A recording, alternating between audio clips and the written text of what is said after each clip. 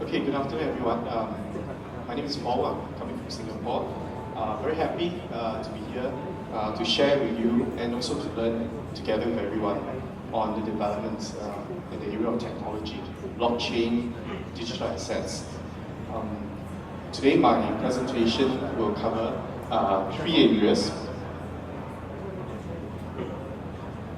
Okay, our aspiration to develop Singapore Financial Center as a smart financial center, fintech developments, our approach towards fintech, including digital tokens and Payment Services Act that was passed in Parliament just earlier this year.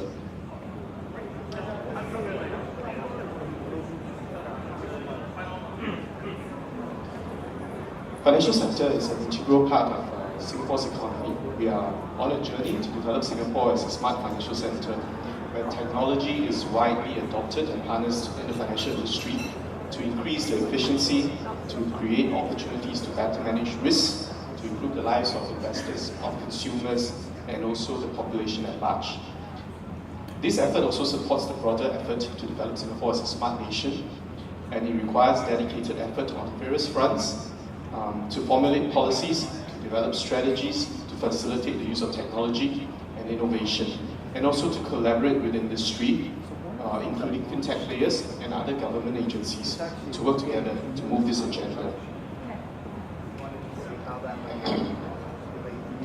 Singapore's fintech development covers a broad spectrum of financial activities, for instance, payments, fund transfer, wealth management, financial advisory, consumer financial services. There are new entrants bringing new products, new services, as well as incumbents who are seeking to reinvent and transform their offerings. Banks, for instance, are experimenting with different technologies for different use cases, incorporating them into existing businesses and operations. Our approach, our views towards fintech development are in some ways guided by MAS's objectives, which include maintaining price stability that's conducive to sustainable growth of our economy, fostering a sound and reputable financial center, promoting financial stability, which also means preserving the integrity of our markets, maintaining the healthy and vibrant markets, as well as developing Singapore as an international financial center. Hence, it is in our interest to facilitate fintech developments, at the same time to monitor and mitigate possible risks that may surface, embrace the benefits of technology development and innovation to improve the efficiency and transparency, as well as to streamline processes and transactions. At the same time, to respond to possible risks. We discussed today about AML CFT risks. There are also consumer investor risks, and also broader risks to the public, such as cyber risks and risks relating to the personal data, and at a broader level, the stability of the financial system. We also, how do we facilitate development? Let me just cite 4 ways in which we do so. 4 ways as such. First, industry engagements and experiments. Second, regulatory sandbox. Third, industry guide. And 4th, government-wide effort towards smart nation. On the first, the picture on the left you see is the Looking Glass. Looking Glass is a place, but it is actually a representation of our willingness to engage with fintech players and with other players, including professionals in the industry, in the ecosystem, to sort of discuss issues that are pertinent to the development of technology and how that benefits the financial sector.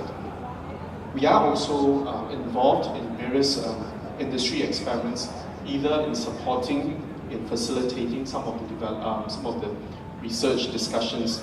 For instance, KYC utility was something that a number of banks were involved in discussing and looking at how they can actually develop the idea of KYC utility. We were also, or we have been involved also in industry experiments. Project Yuen is the picture, the slide on the right, the picture on the right is Project Yuen. Essentially, it involves payments, transfer of payments, clearing and settlement of payment obligations, both within the financial system in Singapore, as well as experimenting cross-border processing, clearing and settlement of payment obligations across national boundaries. So these are some of the experiments that we have conducted or been involved in. The second area is on regulatory sandbox. The regulatory sandbox essentially provides a platform that allows for experimentation on new and innovative solutions that may not currently meet MAS's regulatory requirements. And financial institutions as well as fintech players would be granted, if they actually enter the sandbox, they would be granted temporary reprieve from certain regulatory requirements subject to appropriate safeguards. The safeguards seek to contain the scale of the risk, to mitigate consumer detriment, to limit the negative impact, if any, on the financial system that results or could result from the experiments. And such experiments allow businesses and regulators more time and space to better appreciate and understand the benefits of the risk and the risk of the solutions while these are being sort of tested amongst a limited pool of either the consumers, the publics, or the parts of the industry. More recently, late last year, we consulted the public on the Sandbox Express. Sandbox Express is essentially a predefined sandbox which complements the more customized regulatory sandbox approach. It seeks to provide enterprising firms carrying on certain regulated activities with a faster option to bring innovative financial services or products to the market for testing. The areas which we consulted the public on cover the insurance and reinsurance broking activities that require the setting up of a recognized market operator as well as the remittance function. Beyond the financial sector, actually, there are also other supporting structures. For instance, the Intellectual Property Office of Singapore launched a fast-track IP review process that supports the filing of fintech-related patent applications for fintech solutions. The third area is industry guidance. FIT principles, F-E-A-T, FIT principles, are essentially principles that promote the responsible use of artificial intelligence and data analytics. They serve to strengthen the internal governance around data management and data usage. FIT, F-E-A-T, stands for fairness, ethics, accountability, and transparency. These set of principles were actually derived from our collaboration with industry partners through a committee that was co-chaired by MAS. At the broader level, there are government-wide efforts to drive Smart Nation initiatives. So MAS's work on the fintech agenda, such as promoting of e-payments and other initiatives, actually complements the broader national objective of making Singapore a smart nation. Other efforts by government agencies include, for instance, the work on the digital ID. In Singapore context, it's called the SingPass or the Corporate Pass, which is the identification solution. And besides that, we are also involved with other government agencies, discussing with them on other regulatory reviews, such as potential changes to other legislation, including the Electronic Transactions Act, Personal Data Protection Act. So those are discussions across agencies, where different agencies, including MAS, would contribute our views to shape the outcome.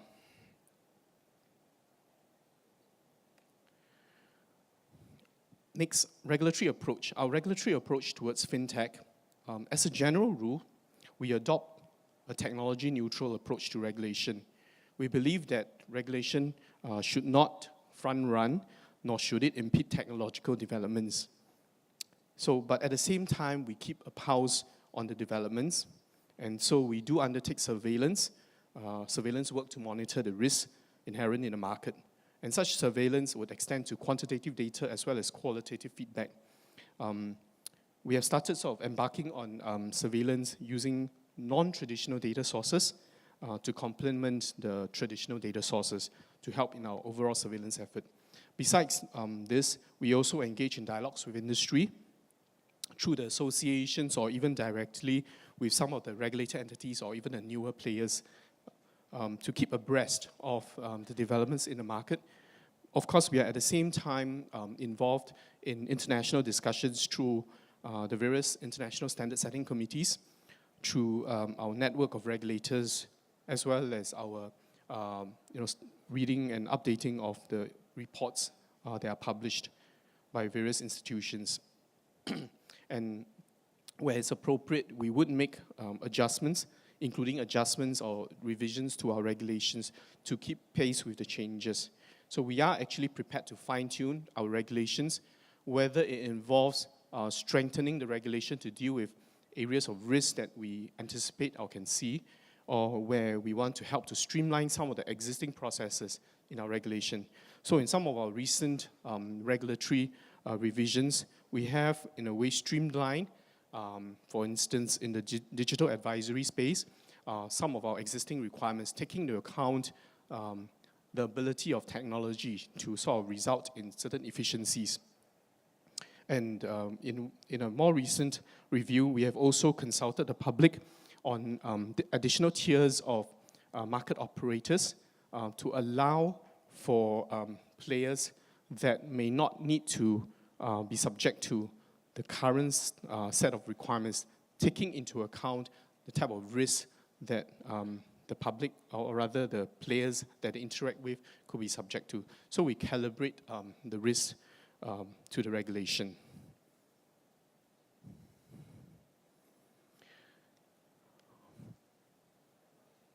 In relation to digital tokens, there are a number of drivers for regulatory action.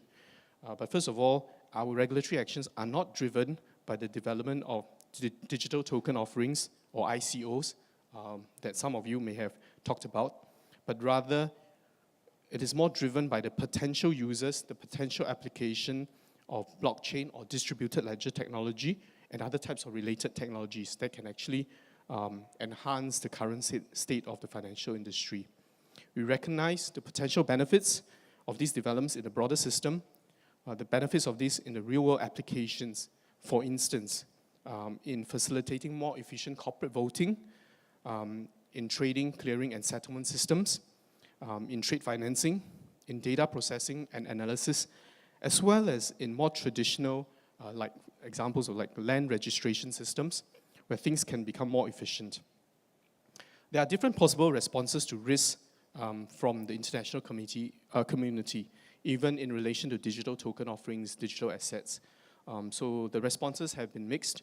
For MAS, our approach is broadly similar to the approach taken by a number of international regulators, including Hong Kong. Our existing regulatory framework provides us with sufficient flexibility to respond to clear risks. In general, we adopt an activity-based approach that's technology neutral. The weight of regulation that we impose seeks to be proportionate to the risk that we can see through those activities. We are also mindful at the same time that there are fintech activities outside of MAS's regulatory ambit that would still be subject to other laws that apply in the country. So our general approach to digital tokens is as such. We actually look at the structures and the characteristics of the tokens, including the rights that attach to the tokens, to determine the kind of regulatory treatment.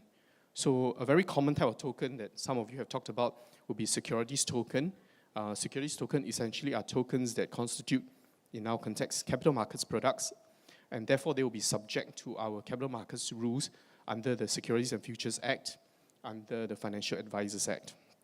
And so we expect that if they are securities tokens, the normal treatment for securities type products would apply. We also recognize that there are other types of tokens that constitute payment tokens. They fall within the ambit of digital payment tokens under the new Payment Services Act that was passed in Singapore recently. I shall talk about it a little bit more later. And besides securities tokens and payments tokens, we also recognize that there are tokens that seek to achieve other objectives. For instance, giving the token holders a right to vote for certain projects, to access certain services, certain merchandises offered through the platform, or to use them for such other types of services.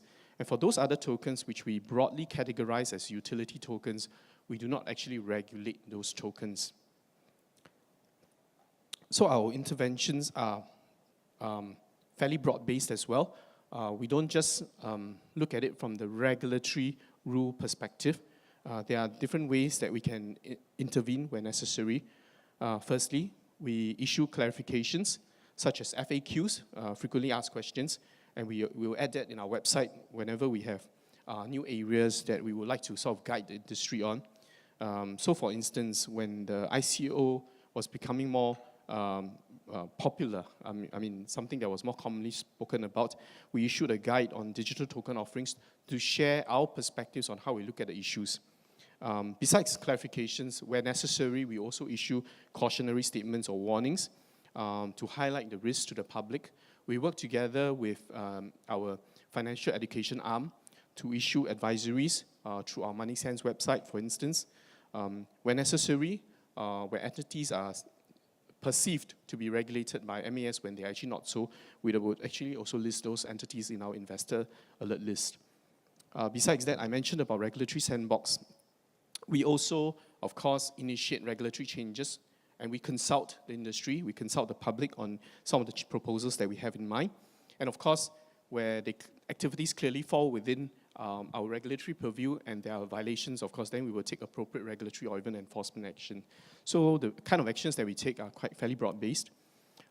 We also actually advocate and encourage ground-up initiatives from associations, from industry parties out there, where they feel that it's beneficial to actually establish standards, good practices and good standards.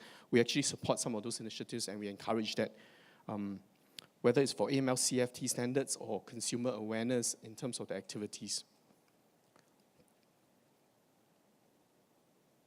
I'll now touch briefly on our new Payment Services Act, which was approved in Parliament early this year. We plan to effect the changes later this year. Payment tokens, I mentioned, would fall within the ambit of the new Payment Services Act that was approved. The objectives of this new act is as follows. Firstly, it provides a dedicated regulatory framework for payment services in Singapore. It provides for an activity-based regulation where the extent of regulatory interventions will be tailored to the risks that are presented by the relevant activity. In this slide, you will be able to see a very quick snapshot of the current and the future regulatory structure.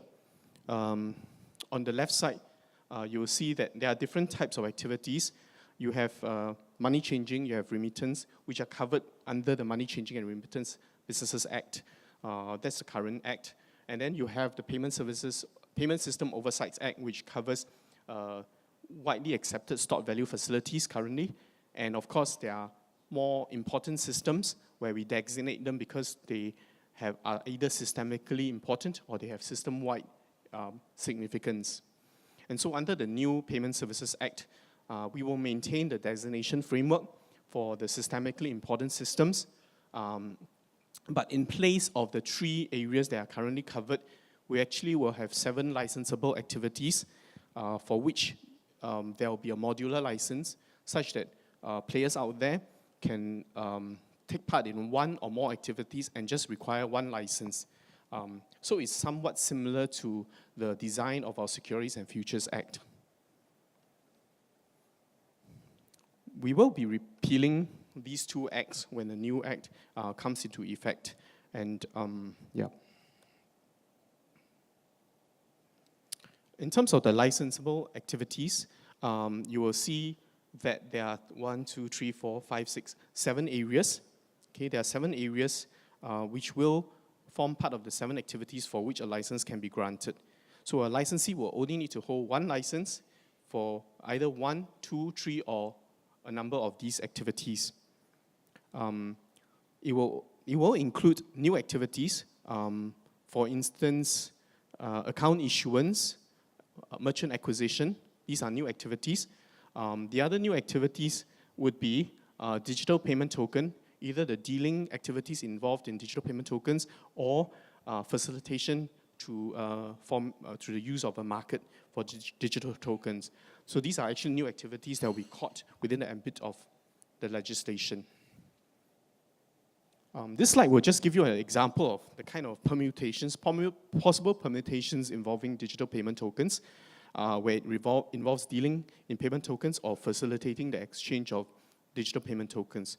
So it could be a dollar to payment token swap or two-way, or it could be a token-to-token kind of swap. So those would all be caught within the ambit of the dealing as well as the facilitation limb of the Payment Services Act. I would now just end off by just sharing that a few quick points. First, at this point in time, we do not see any material risk in relation to the financial stability, from the financial stability perspective. And second, this space will continue to keep a close watch on because there are many developments that are taking place.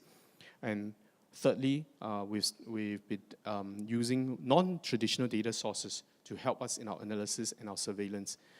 So that's all I will say for now, and I will invite the panel up. Thanks. Thank you. Thank you for the insightful sharing, Paul. Thank you very much.